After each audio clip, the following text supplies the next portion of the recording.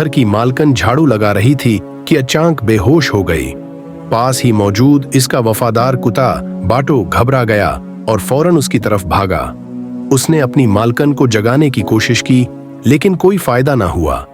फिर उसने फौरन मालिक मुर्द को फोन किया, जो इस वक्त पहाड़ के पीछे खेतों में काम कर रहा था।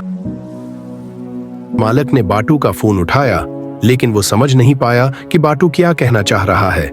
समझदार बाटू ने जल्दी से मेज पर रखी हुई चीनी की प्याली को गिरा दिया। प्याली के टूटने की आवाज सुनकर मालिक फौरन चौंक गया और समझ गया कि जरूर घर में कुछ गड़बड़ है। वो बिला ताखीर अपना फोन बंद करके 3 पहियों वाली गाड़ी पर सवार होकर घर की तरफ दौड़ा, जबकि बाटू दौड़कर दवा की दुकान की तरफ चला गया। दवा की दुकान पर पहुंचकर बाटू ने मालकन के लिए दवा खरीदने की कोशिश की। दुकानदार खातून ने उसे बताया कि दवा खत्म हो चुकी है। बेचैन बाटो, जो अपनी मालकिन की बीमारी के बारे में फिक्रमंद था, दुकानदार, जो कुत्ते की वफादारी से मुतासिर हुई, एक अधूरी दवा की पीकट ले आई और कहा कि वो इससे कोई पैसे नहीं लेगी। बाटू दवा लेकर घर आया और दराज से 50 यवान निकाले, फिर एक लोहे की देगची में रखकर बाजार की तरफ भागा। बाजार में उसने कसाब को देखा, जो उसका पुराना जानने वाला था। बाटू ने इशारा किया कि उसे गोश्त, पसलियां चाहिए। इत्तेफाक से गोश्त की कीमत भी 50 यवान थी। कसाब ने खुश दिल्ली से पसलियां काटकर छोटे टुकड़ों में कर दें। यवान पे 35 वफादार बाटू ने लोहे की देगची में रखी हुई 50 यवान निकालकर कसाब के काउंटर पर रख दिए। कसाब ने देखा कि बाटू के पास बिल्कुल सही रकम है।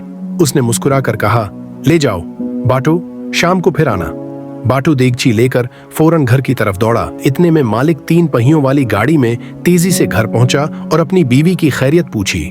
बीवी ने दवा खा ली थी और काफी बेहतर महसूस कर रही थी। मालिक की जान में जान आई। उसने बाटू को बीवी का ख्याल रखने की ताकीद की और खुद किचन में जाकर गोश्त पकाने लगा। मालिक ने खाना बनाने के लिए सबसे पहले पसलियों को उबाला, फिर आलू, प्याज, अदरक और लहसुन वगैरह काटकर तैयार किए। फिर उसने कड़ाही में तेल गर्म करके चीनी डाली और गोश्त को सुनहरी रंग दिया। फिर आलू डालकर मजीद पकाया। बाटू मुसलसल अपनी मालकन के करीब रहा, उसकी चादर दरस्त की और उसका ख्याल रखा। वाकई बाटू जैसे वफादार कुत्ते के साथ रहना किसी नामत से कम नहीं। अगर आपको ये प्यारी कहानी पसंद आई तो बाटू जैसे प्यारे जानवरों की सपोर्ट जरूर करें। अगली बार फिर मिलेंगे।